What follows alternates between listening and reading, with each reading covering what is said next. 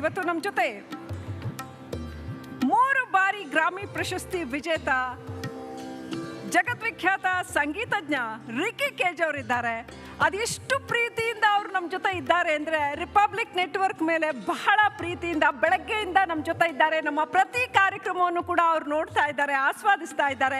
ನಮಗೆ ಮಾರ್ಗದರ್ಶನ, ನಮ್ಮ ಜೊತೆ ಸ್ನೇಹ, ಪ್ರೀತಿ ಎಲ್ಲವನ್ನು ಕೂಡ ಹಂಚ್ಕೊಳ್ತಾ ಇದ್ದಾರೆ. ಸೊ ರಿಕ್ಕykej ಅವ್ರ ಬಗ್ಗೆ ನಾನು ಹೇಳೋದೇ ಬೇಕಾಗಿಲ್ಲ. 2025ರ ಪದ್ಮಶ್ರೀ ಪ್ರಶಸ್ತಿಯ ಮುಖಾಂತರ ಭಾರತ ಸರ್ಕಾರ ಅವರನ್ನು ಗೌರವಿಸಿದೆ.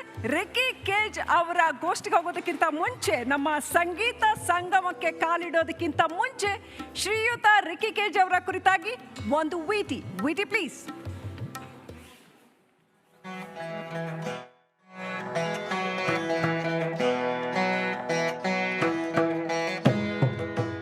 ಸಂಗೀತ ಎಂದರೇನೆ ಸಂಸ್ಕೃತಿಯ ಪ್ರತೀಕ. ಸಂಗೀತ ಮನದ ಆಹ್ಲಾದದ ದ್ಯೋತಕ. ಸಂಗೀತ ಸ್ವರಗಳ ಆಲಾಪ ಮಾತ್ರವಲ್ಲ, ಪರಂಪರೆಯ ವಾಹಕ. ಸಂಗೀತ ಕೇವಲ ಕಲೆಯಲ್ಲ, ನಾಡಿನ ಸಂಪನ್ಮೂಲ. ಅದರಲ್ಲೂ ಭಾರತೀಯ ಸಂಗೀತಕ್ಕೆ ಕೇಳುಗರನ್ನ ಮಂತ್ರಮುಗ್ಧರನ್ನಾಗಿಸುವ ಶಕ್ತಿ ಇದೆ. ಭಾರತೀಯ ಸಂಗೀತದಲ್ಲಿ ರಾಗ, ಲಯ, ಸ್ವರ, ಮಾಧುರ್ಯ, ತಾಳ, ಮೇಳದ ಸಮಾಗಮವಿದೆ. ಶ್ರದ್ಧೆ, ಭಕ್ತಿ, ಸಮರ್ಪಣೆ ಭಾವಗಳಿದೆ. ಹೀಗಾಗಿಯೇ ಭಾರತೀಯ ಸಂಗೀತ ಪ್ರಾಕಾರಗಳ ಕಡೆಗೆ ವಿಶ್ವಕ್ಕೆ ವಿಶೇಷವಾದ ಒಲವಿದೆ.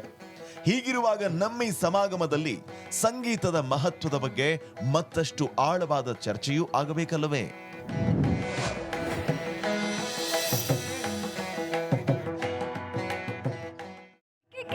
ನಮ್ಮ ಕನ್ನಡದೊಂದಿಗೆ ಆಳವಾಗಿ ಬೆಸೆದುಕೊಂಡವರು, ನಮ್ಮ HSV ಅವರ ಗೀತೆಗಳಿಗೂ ಕೂಡ ಸಂಗೀತ ನೀಡಿದ್ದಾರೆ. ಅವರನ್ನು ಬಹಳ ಆತ್ಮೀಯವಾಗಿ ವೇದಿಕೆ ಮೇಲೆ ಬರಬೇಕು ಅಂತ ಬರಮಾಡಿಕೊಳ್ತಾ ಇದ್ದೇನೆ. ನನ್ನ ಸಹೋದ್ಯೋಗಿ ಸ್ಮಿತಾ ರಂಗನಾಥ್ ರಿಕ್ಕykej ಅವರ ಜೊತೆ ಸಂವಾದ ನಡೆಸಲಿದ್ದಾರೆ. A hearty and warm welcome to you, sir.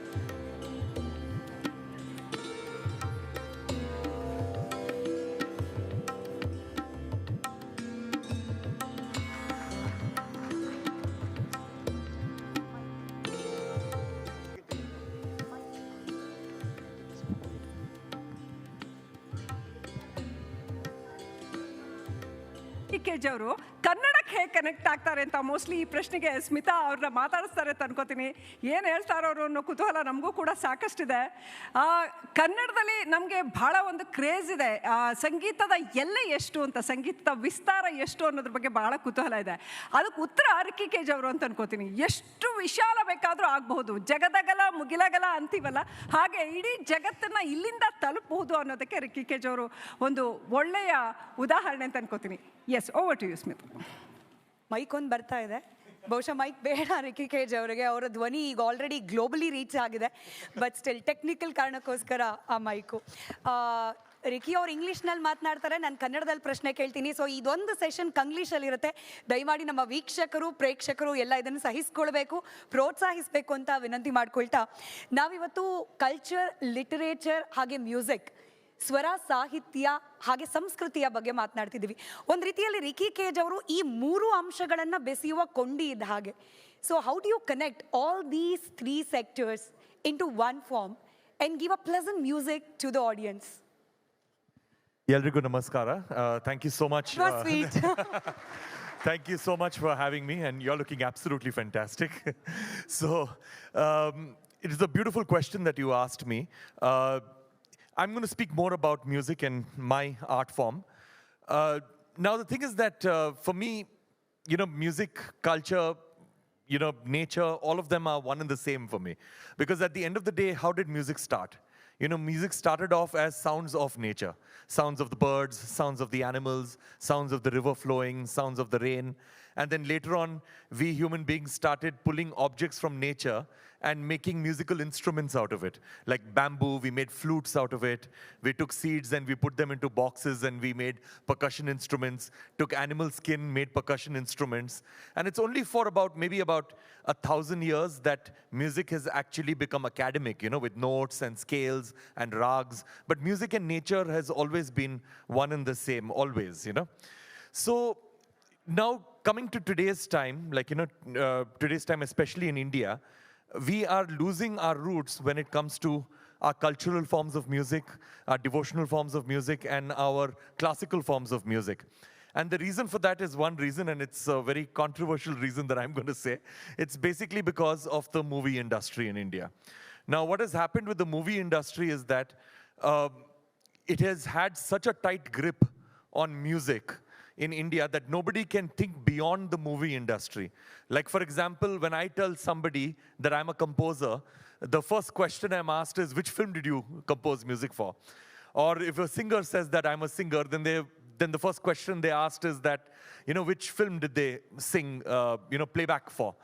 So that is how deep the stronghold of cinema and music is in India, that people cannot believe that there can be music that exists outside of cinema. And the only way for us to bring back these cultural forms of music and these classical forms of music is if music becomes independent of cinema.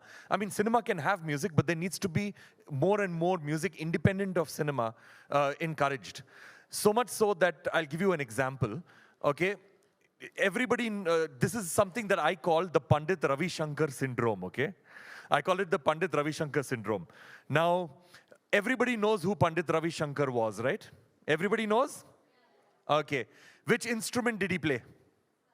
Shout it out. Okay. What's his daughter's name? The other daughter's name?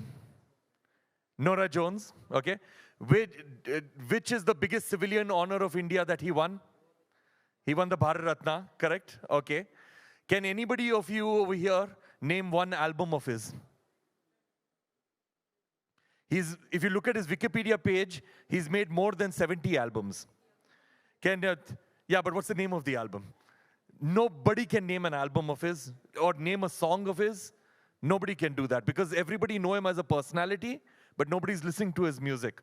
And even though he's said to be the greatest musician ever in India, and the person who's taken Indian music abroad and and popularized the instruments of India, especially the sitar. But so that is what. But the same question, if I were to ask somebody in San Francisco or in Los Angeles, they will be able to name albums of his, which shows that we are losing our connection with our roots, and we need to make a very strong effort to move back into it. When you're speaking about the root, especially your music, ನಿಮ್ಮ ಸಂಗೀತವನ್ನು ಒಳಗೊಂಡಂತೆ ಭಾರತೀಯರ ಬಗ್ಗೆ ನಾನು ಒಂದು ಪ್ರಶ್ನೆ ಕೇಳ್ತೀನಿ. ನೋಡಿ, ನಾವು ಭಾರತೀಯರು ಅದರಲ್ಲೂ ಸನಾತನ ಸಂಸ್ಕೃತಿಯನ್ನು ಅನುಸರಿಸುವವರು, ನಾವು ಪ್ರತಿಯೊಂದು ಪ್ರಕೃತಿಯಲ್ಲಿರ್ತಕ್ಕಂಥ ಪ್ರತಿಯೊಂದು ಎಲಿಮೆಂಟನ್ನು, ಸೇ ಫಾರ್ ದಟ್ ಟ್ರೀ ಅಥವಾ ಸ್ಟೋನ್ ಅಥವಾ ನದಿ, ನೀರು, ಎಲ್ಲದರಲ್ಲೂ ಕೂಡ ದೈವವನ್ನು ಕಾಣ್ತೀವಿ. We see divinity in each and everything which is surrounded us. ಈ ದೈವಿಕತೆಯನ್ನು ಮತ್ತಷ್ಟು ಉಚ್ಛ್ರಾಯ ಸ್ಥಿತಿಗೆ ಕರ್ಕೊಂಡು ಹೋಗೋದು ಬಹುಶಃ ಮ್ಯೂಸಿಕ್. ಅದು ಮಂತ್ರಗಳ ರೂಪದಲ್ಲಿ ಬರುವಂತಹ ಮ್ಯೂಸಿಕ್ ಆಗಿರಬಹುದು ಅಥವಾ ನಾವು ಕೇಳುವಂತಹ ಸಂಗೀತ ಆಗಿರಬಹುದು. So you also connect the divinity and also the nature. How special is it and how important is it? So I'd already explained why I feel that, music and nature is one and the same. So all of my life, since the time I remember, I've always been two things. I've been a musician and I've been an environmentalist. So these two things have defined my entire life. Every single decision that I've made has been based on me being either a musician or an environmentalist, something that I feel very strongly about. Then what happened is that when I started my musical career, I did a lot of commercials for television and radio, ad jingles for television and radio, did more than 3,000 of them over a period of about 13 or 14 years. I was very successful doing that. And then what happened was that did a lot of albums, won my first Grammy Award. When I won my first Grammy Award, Prime Minister Modi had invited me for a photo op, and for a congratulations. It was supposed to be a 15-minute meeting. No, the better part is coming right now. So he invited me, and it was supposed to be just a 5 to 10-minute meeting, but it went on for about an hour, the meeting. And why did it go on for an hour? Because he knew that I was an environmentalist. He knew that I was working, doing a lot of work with the United Nations, and he was going for the Paris Climate Change Conference later that year. That is the COP21. It was in 2015. So we had this beautiful discussion and on the environment, on my thoughts on climate change. He told me his thoughts on climate change, his thoughts on climate justice.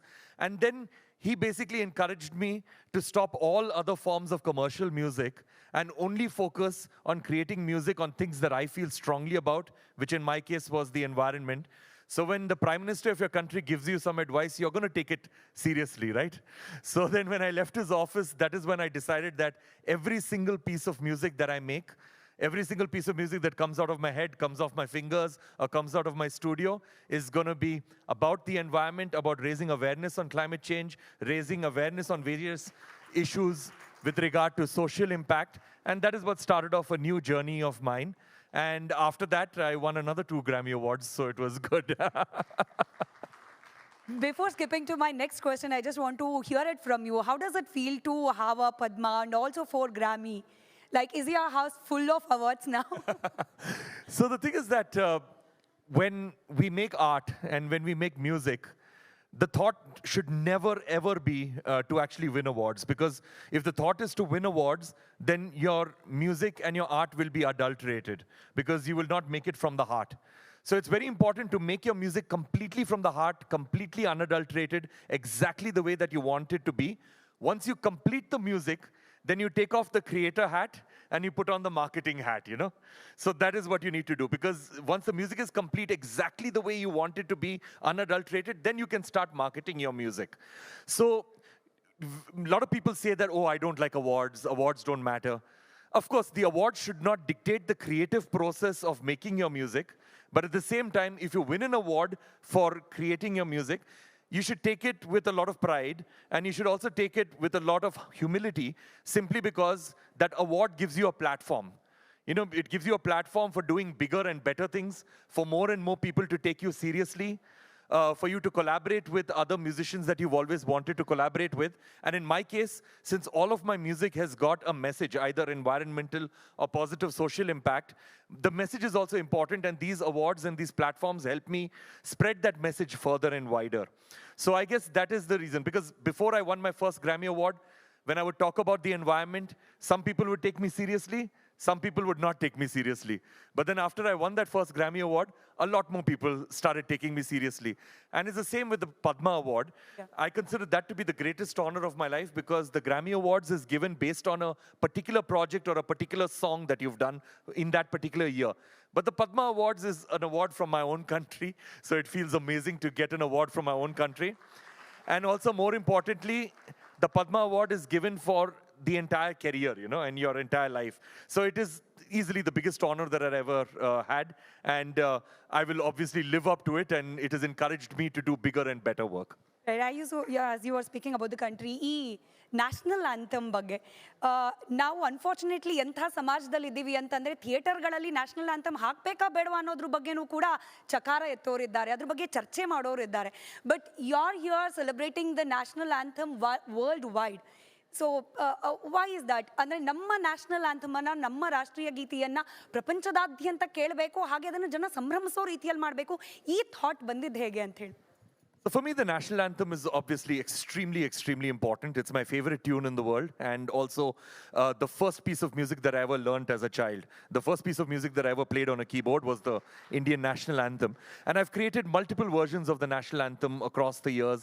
In fact, a year and a half ago, I had the opportunity to actually conduct the Royal Philharmonic Orchestra, a 100-piece orchestra in Britain, actually performing the national anthem. So that was a beautiful experience, because there was a lot of subtext over there, because, you know, me, an Indian composer, conducting 100 of the finest and the best musicians of the UK, performing the Indian national anthem after they've ruled us for over 200 years. So that was a beautiful experience. But yeah, coming to your question, I believe that, I mean, I think it was a very, very good move to actually play the national anthem before movie theaters, in movie theaters, because you obviously cannot play the national anthem on radio, because when you're listening to the radio, you're sometimes sitting down in the car. You cannot stand up in the middle while you're driving and all of that. Same thing, like, you know, sometimes you're listening to the radio while you're cooking, or same thing, you're watching television, not as a captive audience. But in a movie theater, there's a big screen, there is a beautiful sound system, and you are a captive audience because you come over there to actually watch the screen. You're definitely awake, at least in the beginning of the movie. And so basically, I believe that that is the best place to play the national anthem, simply because you've got that sound system, you've got that visuals, you've got a community around you, you've got people around you. So basically, it's a very good place to actually play the national anthem, and I would encourage this to happen more and more, simply because I think we constantly need a reminder that you know, that we are Indian, and we need to do a lot more for our country. And you know, and in fact, whatever we can do within our own tiny capacities, we need to do for building our beautiful country. Super. I think ಆ ಮಾತಿಗೆ ಒಂದು ಜೋರ ಚಪ್ಪಾಳೆ ಬರಬೇಕು ಅಂತ probably. And thank you for the audience. ಈ ರೀತಿ ಕಾರ್ಯಕ್ರಮದಲ್ಲಿ ಚಪ್ಪಾಳೆ ತಟ್ಟಿ ಅಂತ ಹೇಳೋದನ್ನು ನಾವು ಬೇರೆ ಕಾರ್ಯಕ್ರಮದಲ್ಲಿ ಗಮನಿಸಿದ್ವಿ. ನಮ್ಮ ಸ್ಪೀಕರ್ಸು ಅಷ್ಟೇ ಜೋಶಲ್ಲಿ ಮಾತನಾಡ್ತಿದ್ದಾರೆ, ಅಷ್ಟೇ ಅರ್ಥಗರ್ಭಿತವಾಗಿ ಮಾತನಾಡ್ತಿದ್ದಾರೆ, ನಮ್ಮ ಆಡಿಯನ್ಸ್ ಕೂಡ. ಆ್ಯಂಡ್ ಮೂವಿಂಗ್ ಅಹೆಡ್, ನೀವು ದೇಶದ ಬಗ್ಗೆ ಮಾತನಾಡ್ತಿದ್ರಿ, ಬಟ್ ನೀವು ನಮ್ಮ ದೇಶದ ಕಲೆ ಅಂದರೆ ಅರ್ಥಾತ್ ಸಂಗೀತ ಹಾಗೆ ಇಲ್ಲಿನ ಪರಂಪರೆಯನ್ನು, ಕಲ್ಚರನ್ನು ಗ್ಲೋಬಲ್ ಆಡಿಯನ್ಸ್ಗೆ ಕೇಟರ್ ಮಾಡ್ತಾ ಇದ್ದೀರಿ. ಬಟ್ ಸ್ಟಿಲ್ ನೀವು ಗ್ಲೋಬಲ್ ಆಡಿಯನ್ಸ್ನ ಗಮನದಲ್ಲಿ ಇಟ್ಕೊಂಡು ಇಲ್ಲಿನ ಕಲ್ಚರ್ನ ಎಸೆನ್ಸನ್ನು ಬಿಟ್ಕೊಡ್ತಾ ಇಲ್ಲ. ಹೆಂಗೆ ಬ್ಯಾಲೆನ್ಸ್ ಮಾಡ್ತಿದ್ದೀರಿ ಇದನ್ನ ಅಂತ? I guess it's because of how I am as a person. I guess, I'm Indian, whatever. I've lived in India since the time I was 6 years old. I'm 44 right now, so what's the maths? I've been here for about 38 years and pretty much my entire life. So whatever I am is because I am Indian. My music knowledge, my music education, everything has happened in India. So basically, there is no way for me to make music that is not Indian in its essence. If I have to give you an example, let's say, if you have a person like an Indian person who is a very, very good cook, and that person is cooking for their family, and they're making a pasta.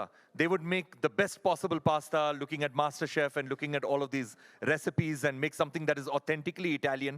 But just before the plate comes to the table, the dining table where the family is sitting down, there'll be a little bit of red chili powder thrown in and a little bit of turmeric powder thrown in. So basically, because that's how we are as Indian, that's how our palate is, and it's the same thing with me, with my musical sense, that even if I try to make something that is entirely Western, by the time the song is finished or by the time the piece of music is finished, there will be a lot of Indianness in it because that's how I am. Superb. Before I conclude the session, I know you play a lot with your instruments, but if you allow me to be selfish for a moment, ಒಂದು ಹಾಡಬೇಕು ರಿಕ್ಕಿಕೇಜ್ ಅವರು ಅಂತ ಹೇಳಿ. No, I'm seriously saying that won't be possible simply because whatever few fans that I have, I'll lose them. I will lose them. So I'm not at all a singer. I'm only a backing vocalist. So I would prefer just to be a background vocalist. So thank you so much. Thanks. One or two lines? Absolutely not. But I can say something. Basically, there's a song that I'd composed music for. This is a couple of years back, which Jogi was a part of, which was written by the late, great H.S. Venkatesh Murthy, who I absolutely deeply admired. One of the greatest poets to ever live in our world. And I had the opportunity to work with him on 2 songs. One of them was called Jaya He Kannada Taye, which I perform at a lot of my concerts. So I'd like to say a beautiful two lines that he had actually written in that song as a tribute to him. Kamana billi ee naadu, nana palukina haadu, halaviddaru ole onde ennuva, nam olavina karunadu. Thank you so much. ನಮ್ಮ ಈ ಕಾರ್ಯಕ್ರಮಕ್ಕೆ ಬಂದದ್ದಕ್ಕೆ ಹಾಗೆ ಈ ಕಾರ್ಯಕ್ರಮದ ಘನತೆಯನ್ನು ಮತ್ತಷ್ಟು ಮಗದಷ್ಟು ಹೆಚ್ಚು ಮಾಡಿದ್ದಕ್ಕೆ ನಮ್ಮೆಲ್ಲ ರಿಪಬ್ಲಿಕ್ ಕನ್ನಡದ ವೀಕ್ಷಕರು ಹಾಗೆ ಕನ್ನಡದ ಪರವಾಗಿ ಮತ್ತೊಮ್ಮೆ ಧನ್ಯವಾದ ತುಂಬಿ. Thank you so much. Wow, what a wonderful session. ರಿಕ್ಕಿಕೇಜ್ ಅವರು ಸಂಗೀತ ಅಂದರೆ ಏನು ತಾನು ಹೇಗೆ ಅನ್ಭವಿಸ್ತೀನಿ. ಒಂದೇ ಒಂದು ಮೊಮೆಂಟ್ ನಾವು ರಿಕ್ಕಿಕೇಜ್ ಅವ್ರಿಗೆ ಒಂದು ಗಿಫ್ಟ್ ಹ್ಯಾಂಪರ್ ಕೊಡಬೇಕು. ನಾನು ಆರ್ಟ್6 ಅಡ್ವರ್ಟೈಸಿಂಗ್ನ ಪ್ರೊಪ್ರೈಟರ್ ಆಗಿರ್ತಕ್ಕಂಥ ಶ್ರೀಮತಿ ವಿಜಯಕಲಾ ಸುಧಾಕರ್ ಅವ್ರನ್ನ ವೇದಿಕೆ ಮೇಲೆ ಬರಬೇಕು ಅಂತ ವಿನಂತಿ ಮಾಡ್ಕೊಳ್ತೀನಿ ಗಿಫ್ಟ್ ಹ್ಯಾಂಪರ್ನ ಕೊಡೋದಕ್ಕೆ. ಹಾಗೆಯೇ ITC ಬ್ರ್ಯಾಂಡ್ ಎಕ್ಸಿಕ್ಯೂಟಿವ್ ಆಗಿರ್ತಕ್ಕಂಥ ಶ್ರೀಮತಿ ವಾಸವಿ ಹರಿಹರನ್ ಅವರನ್ನು ಕೂಡ ವೇದಿಕೆ ಮೇಲೆ ಆಗಮಿಸಬೇಕು ಅಂತ ವಿನಂತಿ ಮಾಡ್ಕೊಳ್ತೀನಿ. ವೀಕ್ಷಕರೇ, ಇದೊಂದು ವಿಶೇಷವಾದ ಗಿಫ್ಟ್ ಹ್ಯಾಂಪರ್. ಇದನ್ನು ITC ರೈಟ್ ಶಿಫ್ಟ್ ಕಡೆಯಿಂದ ಕೊಡಲಾಗ್ತಾ ಇದೆ. ಹಾಗೆಯೇ ರಿಪಬ್ಲಿಕ್ ಕನ್ನಡದ ಸ್ಮರಣಿಕೆಯನ್ನು ಕೂಡ ರಿಕ್ಕಿಕೇಜ್ ಅವರಿಗೆ ಕೊಡಲಾಗ್ತಾ ಇದೆ. ಹೇಗೆ ಪ್ರಫುಲ್ಲವಾದ ಸಂಗೀತ ನಮ್ಮ ಮನಸ್ಸನ್ನು ಮುದಗೊಳಿಸುತ್ತೋ, ರಿಕ್ಕಿಕೇಜ್ ಅವರ ಮಾತುಗಳು ಕೂಡ ಅಷ್ಟೇ ಪ್ರಫುಲ್ಲವಾಗಿ ನಮ್ಮ ಮನಸ್ಸನ್ನು ಮುದಗೊಳಿಸ್ತು. ರಿಕ್ಕಿಕೇಜ್ ಅವರ ಖ್ಯಾತಿ ಇನ್ನಷ್ಟು ಬೆಳಗಲಿ, ಜಗತ್ತಿನಾದ್ಯಂತ ಬೆಳಗಲಿ. ನಮ್ಮ ಕನ್ನಡದ ಜೊತೆ ಅವರ ನಂಟು ಸದಾ ಹೀಗೆ ಉಳಿಯಲಿ. ರಿಪಬ್ಲಿಕ್ ಟೀಮ್, ಎಂಟೈರ್ ಟೀಮ್ ಅವರಿಗೆ ಸದಾ ಒಳಿತನ್ನು ಬಯಸುತ್ತದೆ. All the best sir.